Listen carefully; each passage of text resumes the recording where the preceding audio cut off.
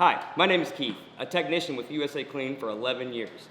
In this video series, we're going to show you a couple of quick how-to repairs on a 5680 that you can do yourself to eliminate the cost and need of sending a service tech.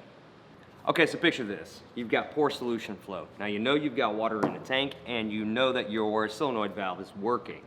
So what you need to do here is remove your solution tank lid, set that off to the side. Now inside is your solution filter.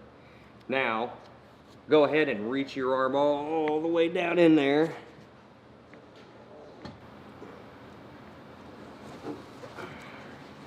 Okay, now what you're going to want to do is check your solution filter. Now this is just a mesh screen, so a lot of the times the detergent or the soap that you're using can crust up around this, not allowing the proper amount of water to get through, which is causing your poor solution flow. So what you want to do is remove this, take this out and check it out and clean it if necessary, and then put it back in.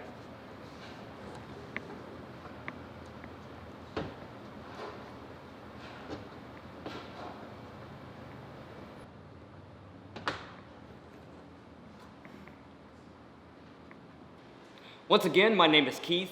Be sure to visit us on the web at USACLEAN.com for the parts listed in this video for this machine and thousands of other machines, plus how-to guides and parts diagrams.